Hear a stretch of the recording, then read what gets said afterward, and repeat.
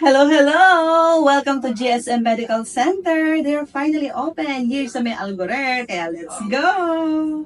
Yes, hello! For today's video, pupunta tayo ngayon sa bagong opening ng branch ng GSM Medical Center dito sa may Algorer. Pasok lang kayo dito sa may entrance ng Algorer Mall sa Cinema 3. Then sa left side nyo, sa opposite ng Tim Hortons, makikita nyo ang Algorer Center Office Tower at i-press ng elevator papunta sa 5th floor. Mag-right lang paglabas ng elevator, diretso lang at sa first left corner, makikita nyo na ang 541B GSM. So welcome sa bagong branch ng GSM Medical Center. Kaya tara, ikot tayo, tignan natin kung anong mga meron services meron sila dito. At kasama ko nga pala dito yung asawa ko kasi magpapa-dental cleaning siya mamaya. In fairness dito sa bagong branch nila, maaliwalas at napakaluwag. Ayan, meron sila of course assessment room, meron silang physiotherapy room, may dental din, meron ding laser, beauty and dermatherapy room at marami pang iba. Samahan mo pa ng mga very accommodating na staff at mga doktor. At ayan, excited na nga ang asawa ko para sa kanyang dental cleaning. Tinatakot ko nga siya dito pero kalmang-kalma siya. Free consultation nga pala sila dito at available ang kanilang Tabi at Tamara. For more details, pwede nyo silang i-follow sa kanilang mga social media platform or pwede rin kayong tumawag. Then as for me naman, magpapagluta drip tayo at vitamin C. Sa totoo lang, kahit sa hospital ako nag-work, takot ako sa karayom. Buti na lang wala akong masyadong naramdaman na sakit nung nagkabit na siya ng needle. Nga pala, nag-accept din sila dito na insurance pero depende sa mga service na gagamitin sa inyo. At isang bata naman na to na ang saya-saya kasi ang linis na daw ng kanyang ngipin. Very satisfied daw siya sa service at sure na babalik siya. Kung magbayad next time ha, charis. So maraming salamat GSM Medical Center for having me. So ayun lang, share ko lang. Thanks for watching. Bye-bye!